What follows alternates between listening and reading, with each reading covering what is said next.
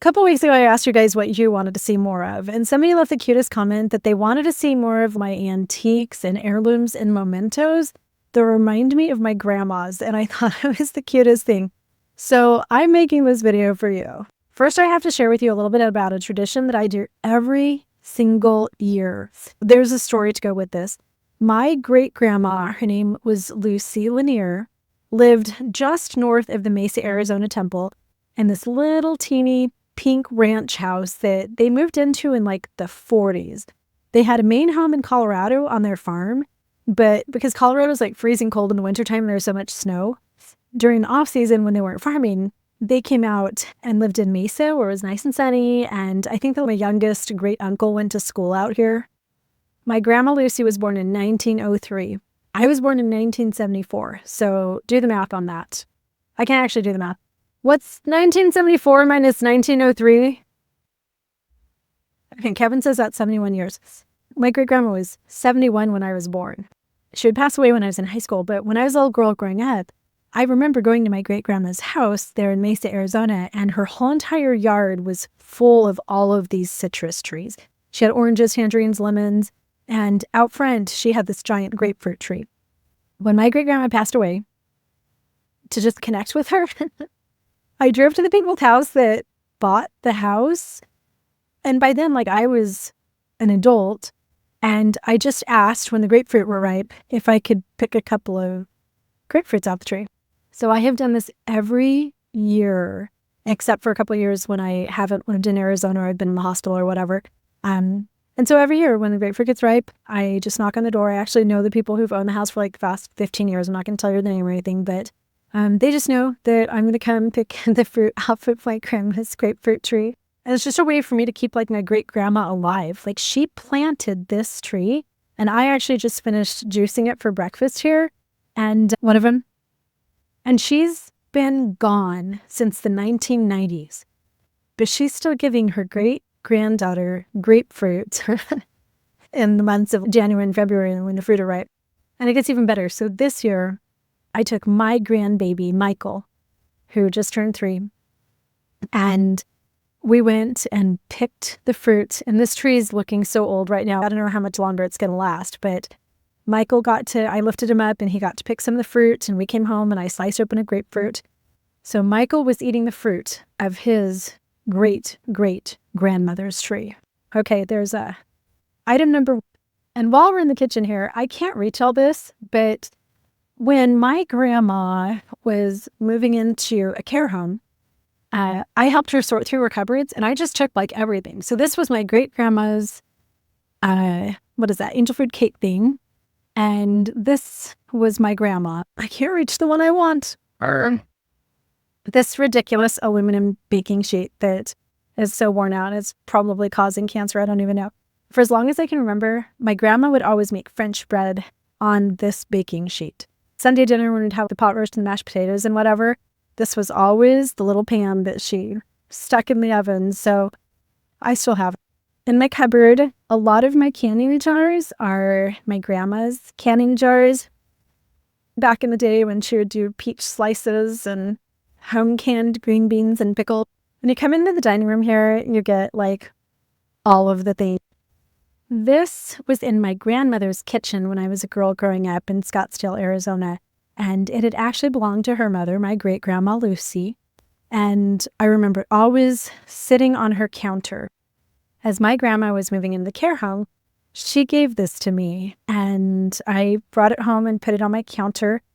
And it is always the very first thing that I take into a new home with me, like the carrying the bride across the threshold. I never let movers handle this. I always hand wrap it, put it in a box, put it on the front seat of my car. And to me, it just symbolizes that I'm home, that my great-grandma's beautiful little milk glass dish with this ceramic fruit is sitting in my home. That's how I know that this is my little nesting spot. Okay, then over here around the corner, this is, I think, supposed to be Ruth from the Bible. My grandma did this as a Mormon Relief Society project in like the 1940s, 50s, when she was a young newlywed. I think it was probably just a piece of ceramic that they hand painted. And it sat in her dining room just like this for my whole entire life. So if we were sitting at my grandma's table eating Sunday dinner, I would see this beautiful statue. It always bothered me as a kid that she had this screw sticking out of the top of her head. She actually has a bowl that used to have some grapes in it, and I have the bowl, but I just can't put it on because, to me, she's just got to have that screw sticking out the top. This is not my granddad's actual Mikhaio's margarita mug, but I bought this at an antique store because my granddad used to take me to Mikhaio's to get chicken tacos with the famous Mikhaio's taco sauce all the time in childhood. This kind of looks like if my granddad was Mexican, he would look like this, and the Mikhaio's to bring me back to my childhood. My mom's jadeite nesting hit. Okay, the cookbooks. Let me just tell you about a couple of them.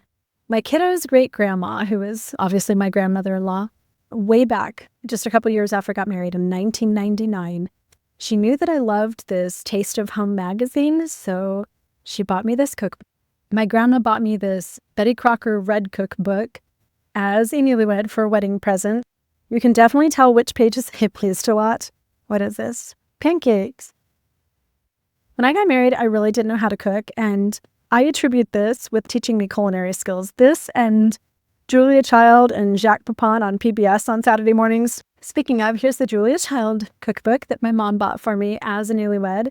And this is a Mormon food prepper cookbook, Boarding the Ark Today, again, that my grandma bought me when I was a newlywed. And I've only actually used a couple recipes, and like all of the other pages are just crisp and white. And then there's the oatmeal muffin recipe. I've probably made this thousands of times. My mom got me this Le Cordon Bleu cookbook for Christmas one year, and I was sitting on my couch reading it when I was supposed to be over at my grandma's house that afternoon. And I was reading about how to make a creme brulee when my grandfather died. This is a true story. This is an actual true story. I don't even use this cookbook anymore, but like I have to keep it just to remember my granddad. As an Arizona girl, I used to go to the beach in Puerto Penasco all the time, and we would always gather seashells. So I have like a bajillion seashells gathered from the beach. Look, there's like, I just have like bags and bags of seashells. And these are so special for me because like, I can remember sitting on the beach, nursing my oldest baby and gathering shells, or like special people like uncles and cousins and loved ones that aren't alive anymore that were helping me gather some of these shells. This photo is my granddad with my oldest son, who's now 27, and my oldest daughter, who's about to turn 24, on top of Squaw Peak in Scottsdale, Arizona. And I love this photo because my granddad's been gone for so long. Little Brenna loved granddad's hats, so every time she ever hung out with him, she always had to wear this little bucket hat that looked like his. Down here I have some of my granddad's books, his Dead Sea Scrolls books, and some Reader's Digest condensed. And this Hiroshima is actually one of my mom's books from college, according to my grandma. And then hanging on the wall up here is a photo of the church that Kevin's family built, like when they first immigrated to Idaho. Kevin has an interesting background. His family, similar to the Mormons, all migrated to this beautiful little town in Idaho. But it was a small group of, I think, about 150 German Lutherans who'd been living in Nebraska, I want to say. And they got to work right away building a church, a school, and some farms. And this beautiful watercolor hung in Kevin's grandpa's house, and when he passed away last year, they saved it for Kevin. This is the actual church that Kevin grew up going to church in. I think he was probably baptized in this church. Oh, I forgot about this seashell. This seashell was my kid's great-grandma's seashell that she gathered from Galveston, Texas in like the early 1900s. She told me that she was 5 years old when she picked it up. So this seashell is like 110 years old right now. Here's a mug with that same church on it that I stole from Kevin's mom's house when we were there in Idaho. She knows it's missing. She's going to see it when they come this weekend. My granddad's picture of the Mormon Tabernacle in Salt Lake City, just about. Okay, this one's kind of cool. My ex-husband grew up in a tiny little town in Arkansas, and they had a lot of clay in the area. And so they had like a ceramics pottery place.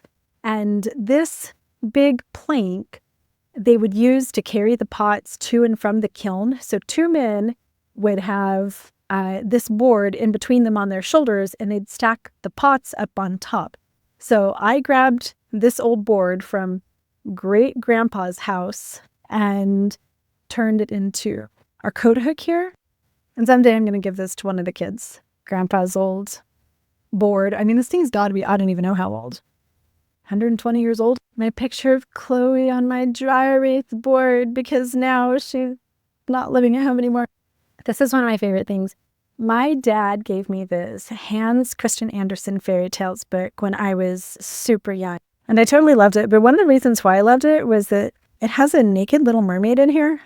Here's the inscription: to her beautiful Jennifer, love mommy and daddy, 1981 by the way. I don't think my parents knew why I read this particular story so much.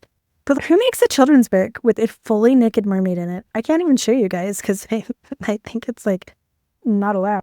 One more, even though she has disowned me. These are these little wooden blocks that my mom painted when she was a college girl.